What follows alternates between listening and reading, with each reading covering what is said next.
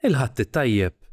Illum 24 ta' Novembru is-Solennità ta' Kristu Re, festa li tħeġġeġ lill-insara kollha jarfu lil Ġesu bħala s-Sultan fuq il-ħolqien kollu, dak li jagħti dinjità lil kull bniedem u lil kull ħlejqa li tgawdi r-rigal tal-ħajja. Nilqakom għal din il-quddiesa mill-kappella li tinsab fil-Faċilità Korrettiva ta' Kordin Fraħal Ġdid, li hi ddedikata lit-trasfigurazzjoni tal-Mulej fuq il-Muntanja Tabor. Jiċċelebra din il-quddiesa l-Arċisqof Charles Scicluna bis-sem ta' residenti u l-ħaddiema tal-faċilità. Jikkonċelebraw il-Provinċjal tal-Kapuċċini Franġiskani Patri Ivan Scicluna flimkien mad-diretturi spiritwali tal-faċilità Patri Viktor Spiteri u Patri Bernard Manġon.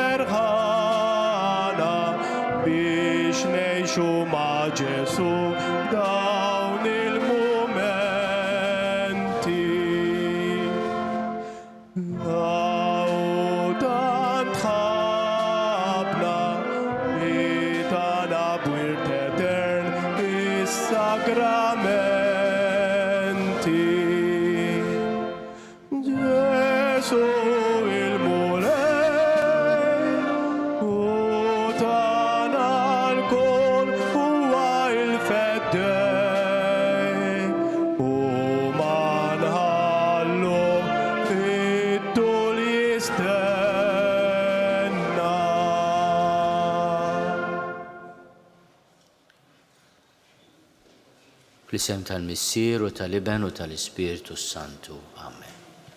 Il-paċi magħkom. U miegħek ukoll. Fil-festa ta' Kristu Re iddeċidejt li niċċelebra din il-festa kbira l-Knisja il-12 l-anniversarju mill-ordinazzjoni tiegħi bħala Isqof magħkom eżis dirigenti, staff u anke persuni li qegħdin fil-ħabs din il-faċilità korrettiva ta' Kordin. Ejjew ninsabu qudiem Alla bin-nuqqasijiet tagħna imma anke bit-tama li l-maħfra iġġibilna il-paċi fil-qalb. Nistqar l-Alla li jista' kollox u lilkom ħuti li jiena nibt ħafna bil-ħsieb, bil-kliem, bil-emin u billi ħallejt b'mirjieti tija tiegħi l-akbar tija tiegħi. Għalhekk nitlob l-Imqadsa Marija dejjem Verġin, l-anġli l-qaddisin kollha u lilkom ħuti biex titolbu għalija lil-Mulej Alla tagħna. Eħenna lina Alla li jista' kollox jagħfrilna dnubietna u jwassalna l-ħajja ta' dejjem. Amen. Mulej ħnina. Mulej ħnina. Kristu ħnina. Kristu ħnina. Mulej ħnina. Mulej ħnina. Glorja l-Alla fil-għoli ta' smewit u paċi fl-art lill-bnedmin ta' dira tajba. Infaħruk, inberkuk, nadurawk, natuk ġieħ, irrodulek ħajr għal-glorja kbira tiegħek. Mulej Alla Sultan tas-sema, Alla Missier li tista' kollox, Mulej Ben waħdini Ġesu Kristu, Mulej Alla ħaruf Alla bin il-Missier, int li tneħħi d-nubiet tad-dinja ħenna lina, int li tneħħi d-nubiet tad-dinja il-qattal tagħna. Int li qiegħed fuq il-lemin tal-Missier ħenna lina.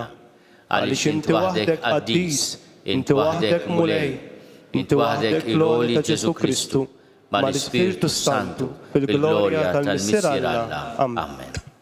Nitolbu. U Alla ta' dejjem li tista' kollox, intritt iġġedded kollox f'ibnek il-Aziz, is-Sultan tal-ħolqien kollu. Fit-tiba tiegħek atina li ħlejjaq kollha meħlusa mill-jasar ta' dnub jaqdu lill-faqar tiegħek u jfaħruk għal dejjem. Bibnek Ġesu Kristu Sidna li Alla u miegħek jgħixu jsaltan fl-imkien mal-Ispiritu Santu għal dejjem ta' dejjem. Amen.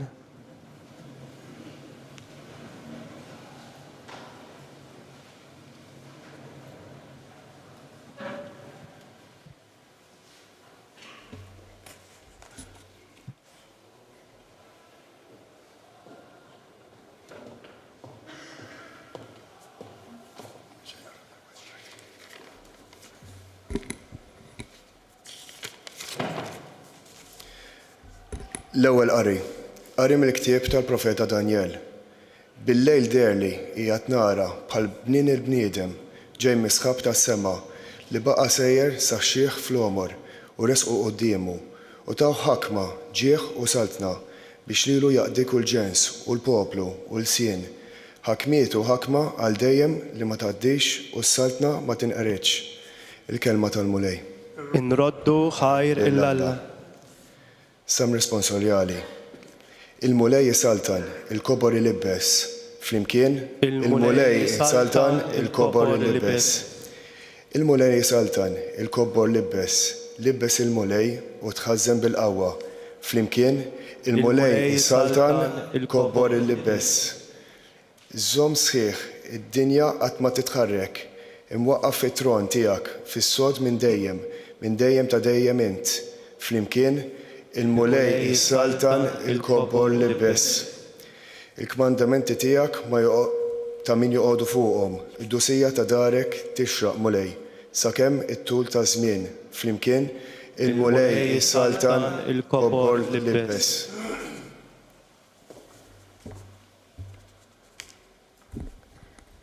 Qari mill-ktieb tal-Apokalissi ta' San Ġwann Apostlu. Ġesu Kristu hu xhied fidil, ix-xhud fidil, il-kbir fost il-mejtin, il-prinċep ta' slaten tad-dinja, lil dak li ħabna u li ħalna minn dunubietna bis-saħħa ta' demmu u li għamilna s-saltna, assisin għal Alla tiegħu missieru. Lilu l-glorja u s-seta għal dejjem ta' dejjem. Amen. Arawh ġej fi sħab u l-għajnejn kollha jarawh, u koll dawk li kienu nifduh u r-razzezz kollha tal-art jibdew ħabtu fuq sidrhom minħabba fih. Iva, Amen.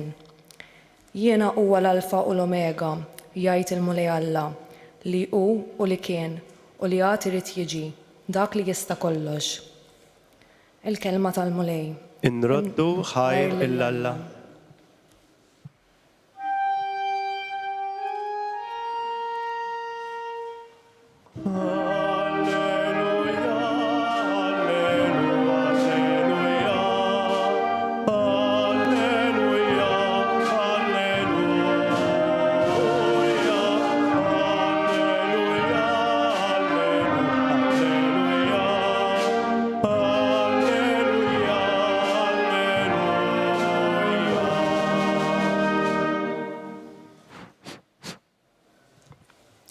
Imbirek minn ġej fisem il-mulej, imbirka s-saltna ta' David missierna li ġejja.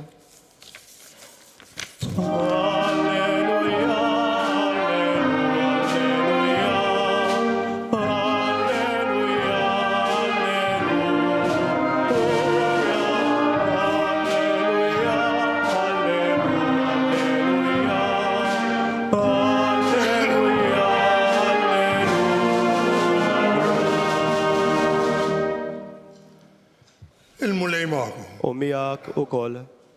Għana mill-Evanġelju skont San Ġwan. Glorja lilek, mulej.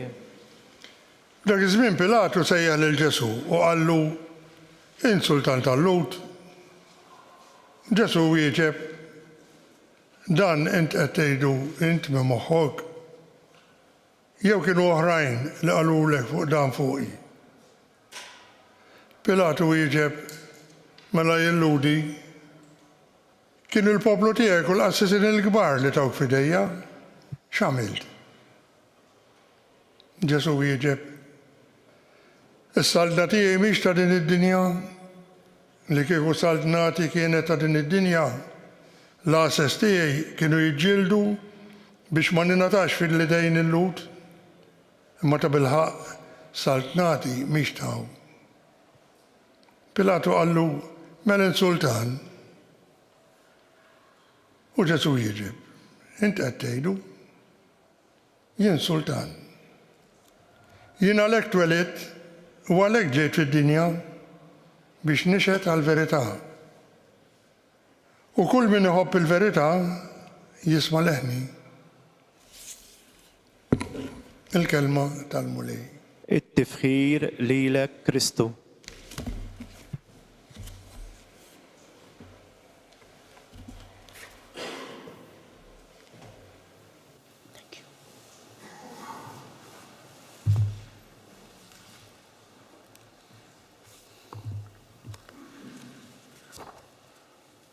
Il-Vanġelu li jintażel din is-sena għal-festa ta' Kristu Re jippreżenta l-Ġesu taħt arrest. Wara lejl ta' interrogazzjoni mis-Sanħedrin u l-kundanna tal-poplu tiegħu jinġib quddiem Pilatu għaliex il-lut kienu interessati li l-Ġesu jakkużaw b'xi ħaġa li twaslu għal-mewt. U dialogu bejn dan il-bniedem, din il-persuna arrestata, it-torturata li huwa Ġesu u l-poter Ruman huwa dialogu li llum jipprova jispjegalna minu Ġesu Sultan. Pilatu interessat ikun jaf jekk l-akkuża li ġabu kontra Ġesu hix vera, imma inti is-Sultan tal-Lut. Ġesu ma jiġħadx, imma jispjega li s-saltna tiegħu mhijiex ta' din id-dinja. Aħna għandna bżonn l-awtorità f'din id-dinja. Għandna bżonn min iġib l-ordni, jassigura l-ġustizzja, jiddefendi l-innoċenti, jagħti kastik mistħoq lil min ħati, jgħin biex min żbalja isib triq ġdida u ħajja ġdida. Imma Ġesu is-saltna tiegħu mhijiex ta' poter ta' din l-art. Tmur li lem mill-qawwa u s-seta ta' dawk li jaħkmu fid-dinja. Sewwet tgħid, jiena sultan, jiena għalhekk twelidt u għalhekk ġejt fid-dinja biex nixhed għall-verità. Issa din il-verità x'inhi? Hemm minnhom Ġesu stess jgħid li l-verità mhix ħsieb jew kidba li temmina imma hija persuna. Għax fl-istess Vanġelu jgħid jien il-verità, it-triq u l-ħajja. U għalhekk Ġesu ġie jixhed li Alla imħabba kien lest li jsir bniedem għalik u għalija. U din hija xi ħaġa li tattirana lejn Ġesu għaliex hija l-imħabba vera u tassew li tiġbidna bit-tjubija tagħha, bis-sewwa tagħha lejn persuna twajba. Kull min iħobb il-verità jisma' leħni.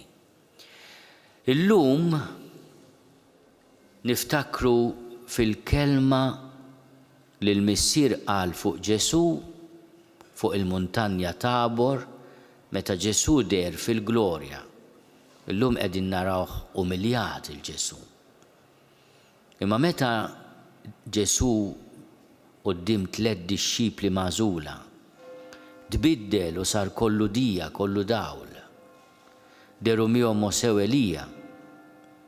Instema' leħin jgħid, dan hu ibni l-Ażiż li fih sibt il-għaxqa tiegħi.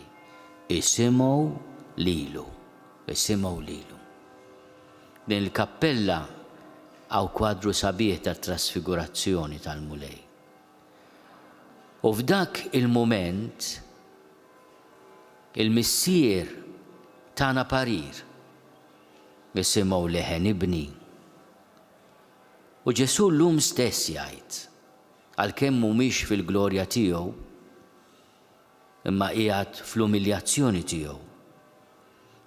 Kull min iħobb il-verità jisma' leħni. Il-verità fuq in-nifs, il-verità fuq il-proxmu, il-verità fuq Alla li huwa imħabba ġusta, imħabba vera.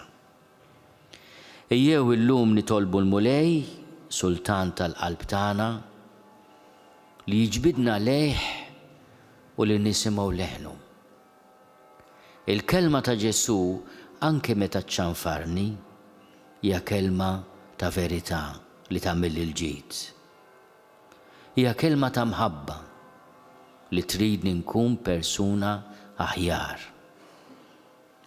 Jiena nistieden ukoll il-persuni li jgħixu l-ħabs biex jisimgħu leħen il-mulej. Li jsibu fil-leħen ta' Ġesu il-leħen tal-verità li tagħtihom libertà ġewwinija għax il-libertà tagħna l-aħwa tibda mill-qalb. U jalla din l-esperjenza hawnhekk tgħin biex dak li jkun isib ħajja ġdida, bidu ġdid, tama ġdida.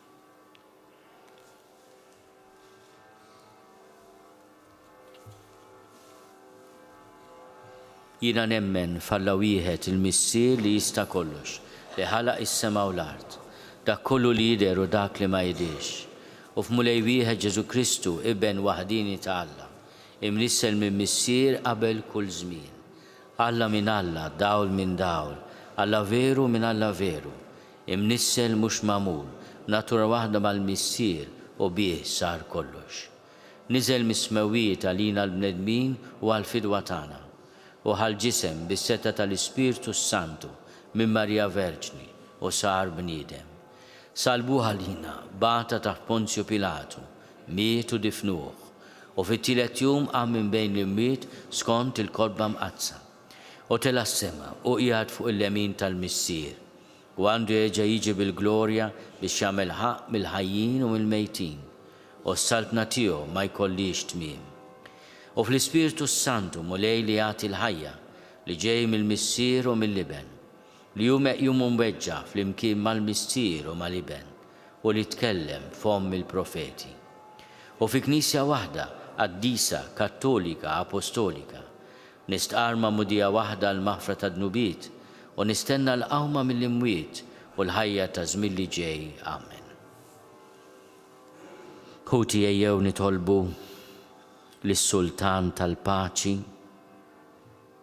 biex fid-dinja jkollna il-paċi bejnietna, il-paċi fil-qalb tagħna, il-paċi bejn in-nazzjonijiet, il-paċi fis-soċjetà tagħna, fil-familji tagħna.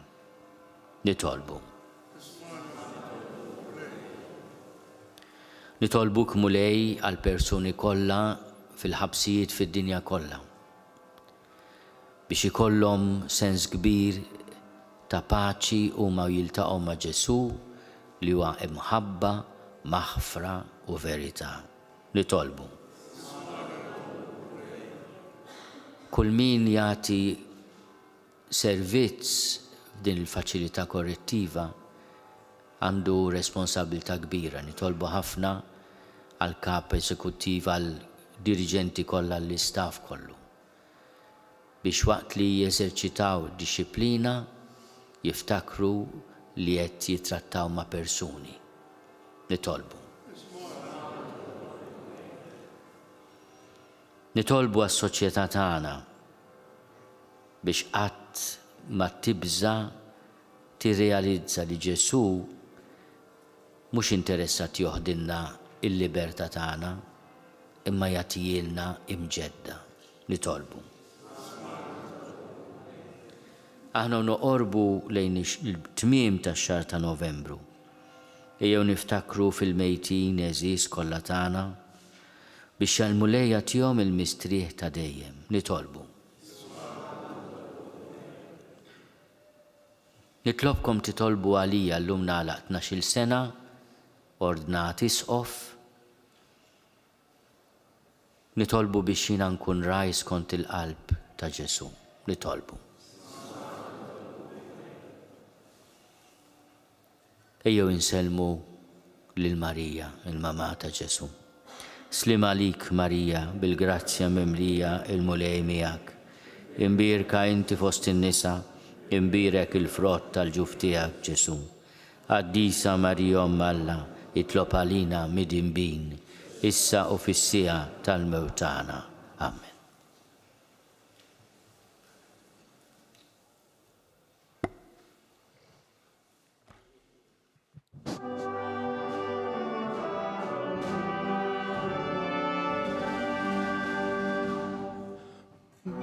Birek dal-ħobt jissir ħani, mil-qam li biħda jixna, il-ħobt li jaqat il-bnedmin, ma jibnek Kristus jibna. Birek ukoll missir dal-kalċi li salvana, ħajsir għalina d-dem għaziz ta' Kristu feddejtana. Birek dal-ħobt missir ħani, mil-qam li biħda jixna, il-ħabs li jaqat il-bnedmin, ma jibnek Kristus jidna.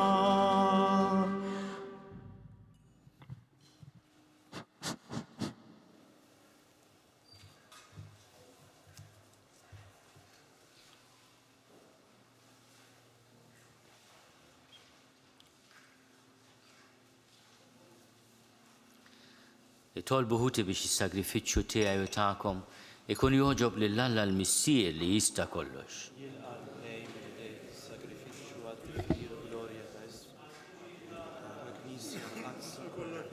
Se nofrulek mulej is-sagrifiċċju li bih ibnek reġa' ħabbeb lil bnedmin miegħek. Fiċ-ċokontana nitolbuk biex l-istess ibnek jagħti lil ġnus kollha il-grazzja tal-għaqda u s-sliem u li jgħixu jsaltan għal dejjem ta' dejjem. Amen. Il-mulej ma'kom. Nerfgħu lubna l-fuq. Niżuħaj l-mulej Alla tagħna. Sewwa u xieraq tas-sew mulej missier qaddis, Alla ta' dejjem li tista' kollox. Tajjeb u taġi tas-salvazzjoni tagħna li dejjem u kullimkien inrodulek ħajr. Inti nkonsagrajt lil-ibnek il-waħdini Ġesu Kristu Sidna, assis għal dejjem u sultan tal-ħolqien kollu, biex itemm il-misteru tal-fidwa tal-bnedmin, billi joffri lilu nnifsu fuq l-altar tas-salib, bħala vittma safja u taslim. U wara li jkun ġab il-ħlejjaq kollha taħt il-ħakma tiegħu, jagħti lilek is-saltna fuq kollox u għal dejjem. Saltna ta' verità u ħajja. Saltna ta' qdusija u grazzja. Saltna ta' ġustizzja, imħabba u sliem. Għalhekk mal-anġli u mal-arkanġli, mat-troni u mad-dominazzjonijiet, maqtajja kollha tal-eżerċiti tas-sema, intennu l-innu tal-glorja tiegħek u ngħidu bla qiegħda. Qaddis, qaddis, qaddis, mulej Alla tal-eżerċiti, ismewtu l-art mimlija bil-glorja tiegħek, osanna fl-oli tas-smewiet. Imbirek minn ġej fis-sem il-mulej, osanna fl-oli tas-smewiet. Qaddis tas-sewint mulej, inti lajn ta' kull dusija. Qaddis għalik nitolbuk dawn l-offerti bil-barka tal-Ispirtu tiegħek biex isiru għalina l-ġisem u d-dem ta' Sidna Ġesu Kristu. Li meta kien sejnata biex minn raj ibati, ħal-ħobs, ratti l-ħajr qasam, tal id-disċipli tiegħu u qal, ħudu u kulu l-koll minn dan, għax dan huwa ġismi li jingħata għalikom.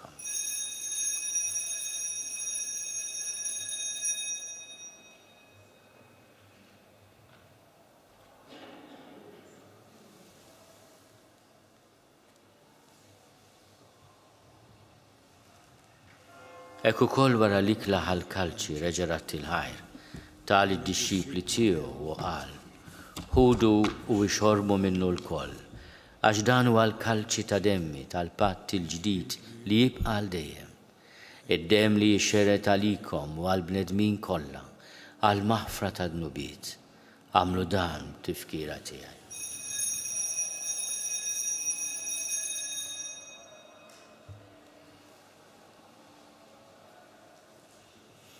Dan hu l-misteru tal-fidi.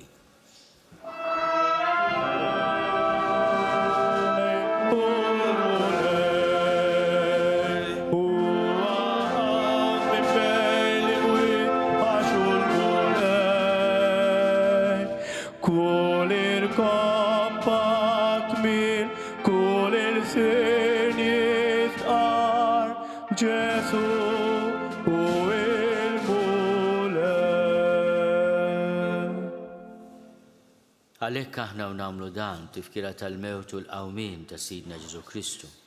Nofrulek mulej il-ħobs tal-ħajja u l-kalċi tas-salvazzjoni. U rrodulek ħajra xogħġbok tilqana hawn quddiemek biex naqduk.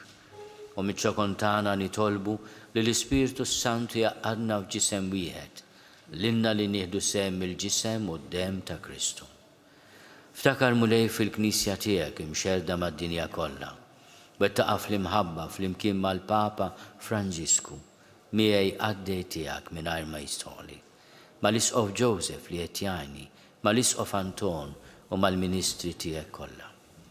Ftakar ukoll fħutna li raqdu bit-tama tal-qawmien, ftakar fil-mejtin kollha. Daħalhom quddiemek fid-dawl tas-seb tiegħek. Ħenna lina l-koll nitolbuk, ħati lilna wkoll il-wirt tal-ħajja ta' dejjem.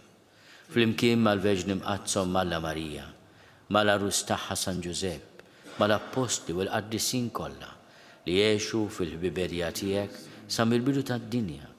Għamel li magħhom infaħruk u nsebħuk b'Ġesu Kristu ibnek. Bi Kristu, ma' Kristu fi Kristu. Jingħata lilek Alla missier li tista' kollox, flimkien mal-Ispirtu Santu, kull ġieħu glorja għal dejjem ta' dejjem. Ejjew nitolbu. Kif għallimna uridna nagħmlu li ben Alla għas-salvazzjoni tagħna. Missierna li inti fis-smawiet jitqaddes ismek tiġi saltnatek. Ikun li trid kif is-sema hekk da fl-art. Ħobżna ta' kuljum għatina llum, aħfrinna dnubietna bħalma naħfru lil min hu ħati għalina. La ddaħħalniex fit-tiġrib, iżda eħlisna mid-deni. Eħlisna nitolbuk mulej minn kull deni. Għatina fit-tiebu ħnina tiegħek il-paċi fi żmienna. Biex inkunu ħielsa dejjem mid-dnub u mħarsa minn kull inkwiet. Aħna nistennew u nittamaw ilejna mill-miġja tas-Salvatur tagħna Ġesu Kristu. Mulej Ġesu Kristu li għat lill apostli tiegħek. Inħallilkom is-sliem nagħtikom is-sliem tiegħi. La tħares lejn dnubietna. Iżda ħares lejn il-fidi tal-Knisja tiegħek. Għati jaslimu l-għaqda li intrid fiha, inti tgħix fis-Saltan għal dejjem ta' dejjem. Il-paċi tal-mulej tkun dejjem magħkom. Għatu l-paċi lil xulxin.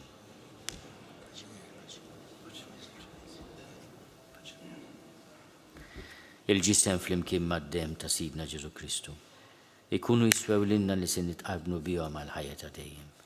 Ħaruf Talla li tneħidnu bit tad-dinja ħenna lina. Ħaruf Talla li tneħidnu bit tad-dinja ħenna lina. Ħaruf Talla li tneħidnu bit tad-dinja għatina l-paċi. Mulej Ġesu Kristu bin Alla l-ħaj, bil-mewt tiegħek kif rid minnek il-missier u bil-ħidma tal-Ispiritu Santu intajt il-ħajja lid-dinja. Dan il-ġisem u d-dem qaddis tiegħek eħlisni minn ħtieti kollha u minn kull ħasen. Żomm li dejjem fidil lejn il-kmandamenti tiegħek u tħallini qatt ninfiret minnek. Mulej Ġesu Kristu nitolbok li din itqarbina bil-ġisem u d-dem tiegħek ma tkunx il-kundanna tiegħi. Iżda ħnina tiegħek tkun għalija l-ħarsien u l-fejqan ta' ruħi u ġismi.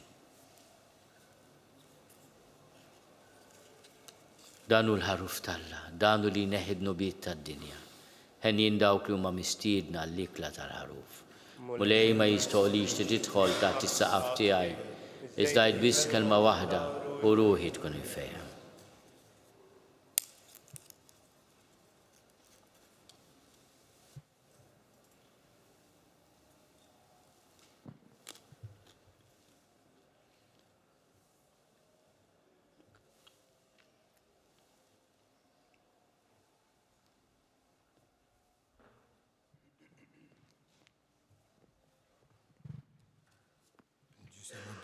Kristu jħarsuni għal ħajja tal-ejjem.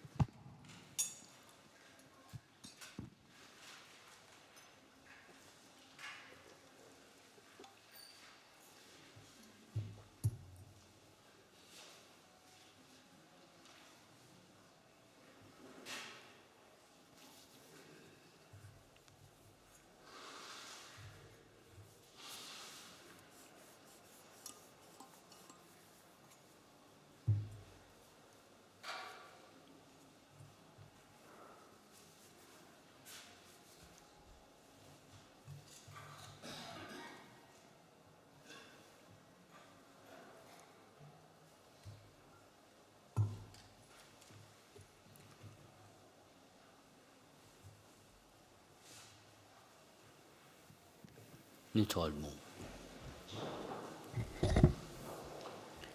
Tqarbilna mulej blikel tal-ħajja ta' dejjem. Nitolbuk li bħalma uġieħ kbir tagħna li nħarsu l-ordnijiet ta' Kristu, is-Sultan tal-ħolqien kollu. Hekk ukoll ngħixu miegħu għal dejjem fis-saltna tiegħu tas-sema. U li għajxu jsaltan għal dejjem ta' dejjem.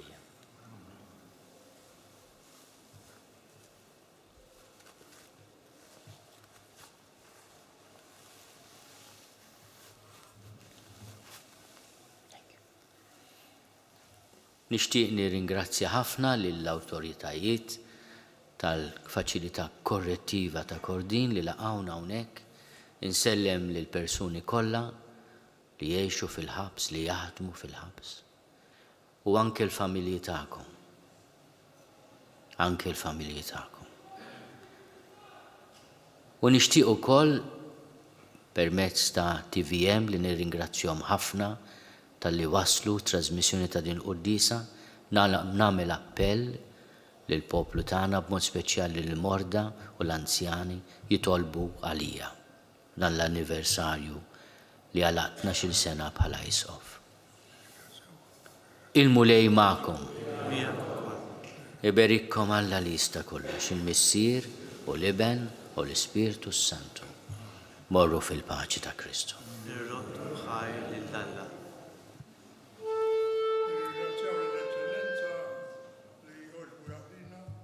Ikun magħna llum u nawgurawlu wkoll għad multos annos. Grazzi. Thank you.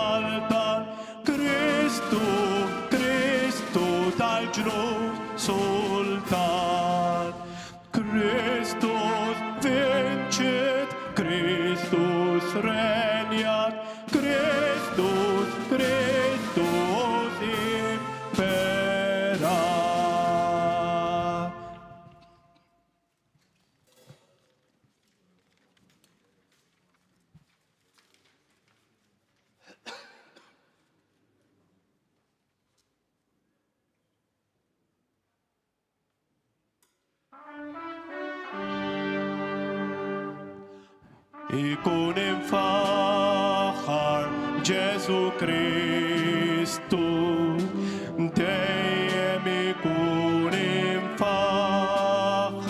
ikun infaħar Ġesu Kristu, imbirek l-isem ta' Ġesu. Naslu fit-tmiem din il-quddiesa mill-kappella ta' trasfigurazzjoni tal-mulej bil-faċilità korrettiva ta' Kordin f'Raħal Ġdid li jimmexxija spiritwalment mill-Ordni tal-Kapuċċini Franġiskani. Dawn il-patrijiet jakkumpanjaw spiritwalment lil ħaddiema u residenti, iżuru wħud mir-residenti fid-diviżjonijiet tagħhom kif ukoll joffru servizz ta' djakonija lir residenti li huma fil-bżonn. Infakkarkom li llejla ssir iċ-ċelebrazzjoni djoċesana ta' Kristu Re ippreseduta mill-Arċisqof Charles Cicluna. Kulħadd hu mistieden għal din iċ-ċelebrazzjoni li se tibda fil-5 ta' filgħaxija u ssir fil-Bażilika Minuri ta' Kristu Re f'Raħal Ġdid. Din iċ-ċelebrazzjoni tixxandar fuq knisja.mt u Newsbook Malta. Grazzi tal-li naqgħodtu magħna. Nawguralkom il-kumplament tal-ħadd it-tajjeb.